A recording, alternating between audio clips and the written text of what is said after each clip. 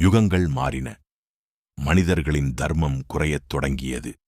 அப்போது உலகை சோதிக்கும் ஒரு பேரெள்ளம் நெருங்கிக் கொண்டிருந்தது. அந்த காலத்தில் சத்தியவிரதன் என்ற தர்மமிக்க மன்னன் வாழ்ந்து வந்தார். அவர் மக்களின் நலனுக்காக வாழ்ந்த நீதிமான். ஒரு நாள் அவரது கரங்களில் ஒரு சிறிய மீன் தோன்றியது. அந்த மீன் உதவி கேட்டது. மன்னா, என்னை காப்பாற்றுங்கள். கருணையுள்ள மன்னன் அதை பாதுகாத்தார். ஆனால் அந்த மீன் சாதாரண மீன் இல்லை. நாள் கடந்தபோது அதன் அளவு தொடர்ந்து பெரிதானது. இறுதியில் அது கடலையே நிரப்பும் அளவுக்கு வளர்ந்தது. அப்போது அதன் உண்மையான அடையாளம் வெளிப்பட்டது. அவர் வேறு யாருமல்ல, மகாவிஷ்ணுவே. உலகத்தை மூழ்கடிக்கும் பேரெள்ளம் வரப்போகிறது என்று விஷ்ணு எச்சரித்தார். உயிர்களின் விதைகளையும் வேத ஞானத்தையும் காக்க ஒரு பெரிய படகை உருவாக்கும்படி கட்டளையிட்டார்.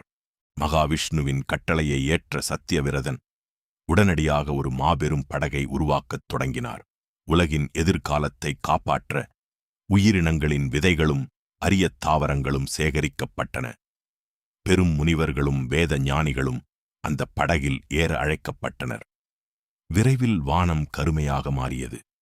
பேரெள்ளத்தின் முதல் அறிகுறிகள் தோன்றின. மழை கொட்டித் தீர்ந்தது. ஆறுகள் கரையை கடந்து ஓடின. மலைகள் கூட நீருக்குள் மறையத் தொடங்கின. உலகம் முழுவதும் பெருங்கடலா போது பேரொளியுடன் மச்ச அவதாரம் தோன்றினார். உலகின் நம்பிக்கை மீண்டும் உயிர்த்தெழுந்தது. பேரெள்ளத்தின் நடுவே மச்ச அவதாரம் சத்தியவிரதனுக்கு ஒரு தெய்வீக கட்டளையிட்டார்.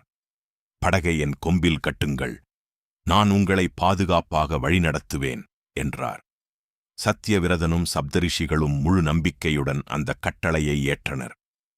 பேரலைகள் எழுந்தாலும் மச்ச அவதாரம் படகை உறுதியாக இழுத்துச் சென்றார்.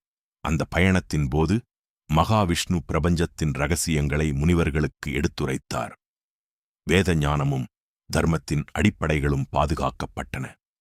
பல நாட்கள் கடந்தபின் பேரெள்ளத்தின் கோபம் மெதுவாக அடங்கத் தொடங்கியது. புதிய உலகம் உருவாகத் தயாரானது. பாதுகாக்கப்பட்ட விதைகள் மீண்டும் பூமியில் விதைக்கப்பட்டன. காடுகள், நதிகள், உயிரினங்கள் மீண்டும் உலகம் முழுவதும் பரவத் தொடங்கின.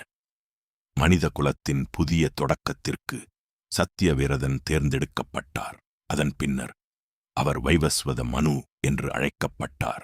மனுவின் வழியாக மனித சமூகம் மீண்டும் உருவாகியது என்று புராணங்கள் கூறுகின்றன. தன் பணியை நிறைவேற்றிய மச்ச அவதாரம் மீண்டும் தனது தெய்வீக வடிவத்தை அடைந்தார். அறிவை காப்பாற்றவும், உயிர்களை பாதுகாக்கவும், தர்மத்தை நிலைநிறுத்தவும் மகாவிஷ்ணு மச்ச அவதாரமாக தோன்றினார். இதுவே மச்ச அவதாரத்தின் நித்திய செய்தி. தர்மத்தை காப்பவன் எப்போதும் காப்பாற்றப்படுவான். அறிவை பாதுகாப்பது மனித குலத்தின் உயர்ந்த கடமை.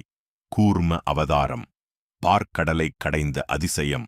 தேவர்களும் அசுரர்களும் இணைந்து செய்த ஒரு அசாதாரண முயற்சி. அதில் மகாவிஷ்ணு ஏன் ஆமையாக அவதரித்தார்?